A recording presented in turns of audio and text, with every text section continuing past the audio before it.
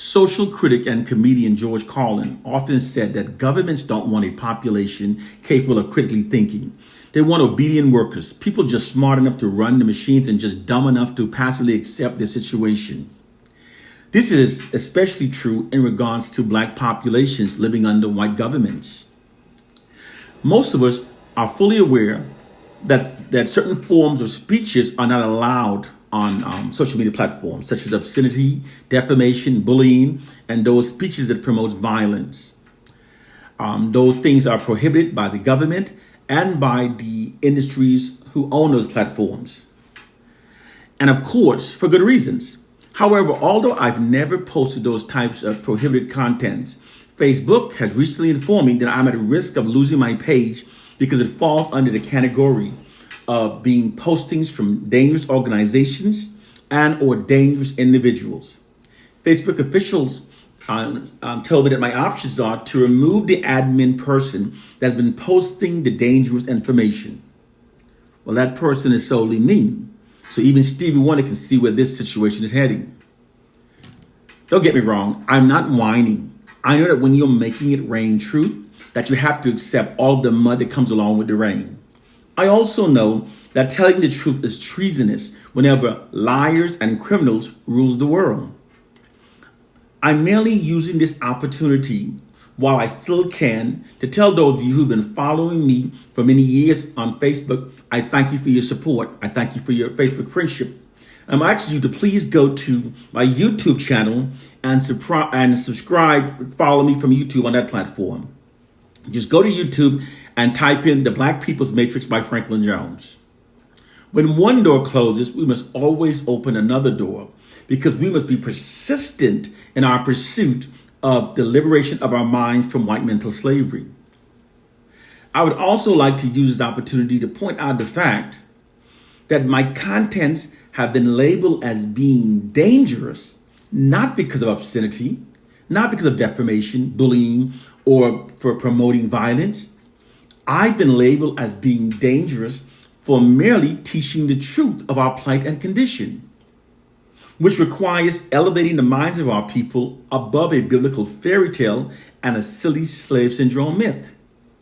This is necessary because in order for our people to truly liberate ourselves, we must gain a true, clear, and accurate understanding of our plight and condition. Because if our understandings remains flawed, then all liberating remedies that stem from those misunderstandings will also be flawed. And this is why those who know the truth must teach. We have to know better in order to do better. This is an inherent fact within the human condition. I therefore teach of the true hidden social sciences that white oppressive forces deploys against black people as a means of maintaining their social dominance over black people. The hidden social science that presents the truth of our plight and condition, such as the fact that we African Americans did not make the N-word ours and using it does not empower us. The truth are the exact opposite on both accounts. It was actually white oppressive forces that manipulated us to call ourselves niggers through negative media social engineering. They did this because words do have power. The word that we call ourselves, when repeated often enough, affects our subconscious minds. And negative words negatively affects our subconscious minds negatively.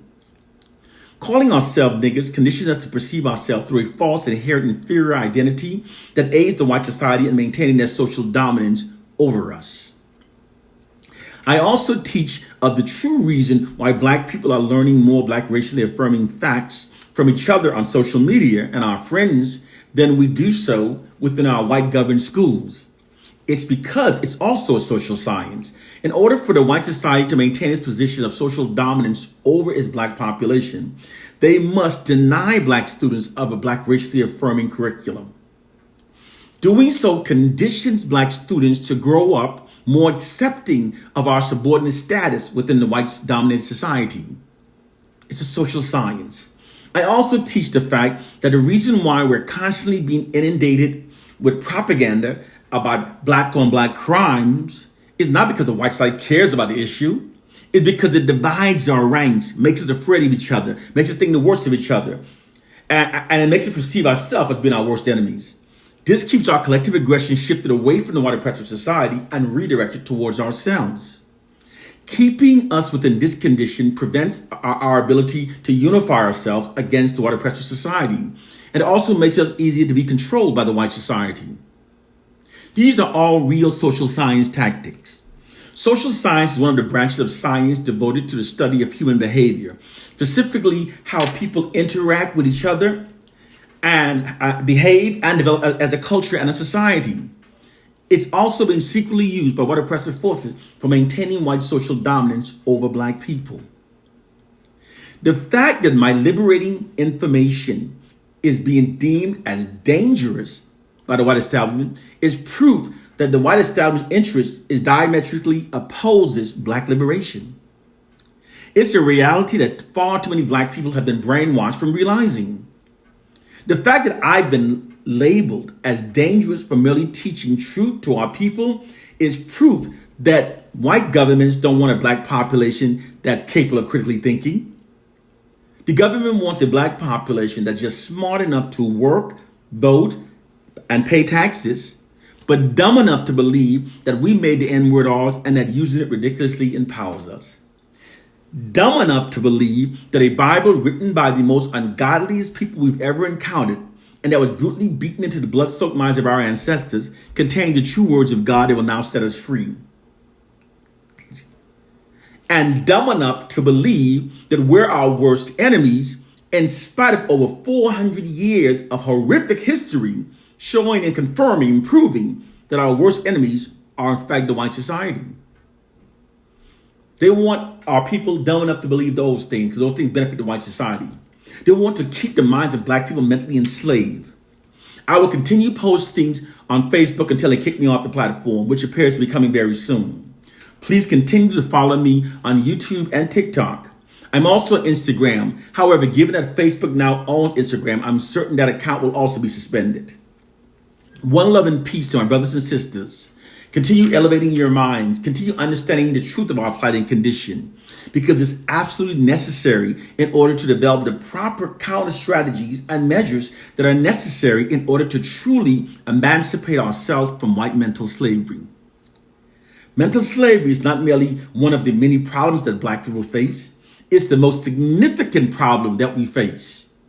Because until we break the monopoly the white oppressors have over our minds, black liberation is absolutely not only impossible, it's in fact unthinkable. We have to overcome and learn the truth in order to liberate ourselves. And for the fact that they deem me as being dangerous for merely telling the truth, you see, prove that the white society, the white government doesn't share our interests. We have different interests. We want to liberate ourselves, and they want to keep us under their thumbs. They want to keep us under their feet. Please elevate our minds above a biblical fairy tale and the silly slave syndrome myth and learn other social sciences. Okay? They're coming at me hard, but it's all good. One love and peace. Those who know must teach.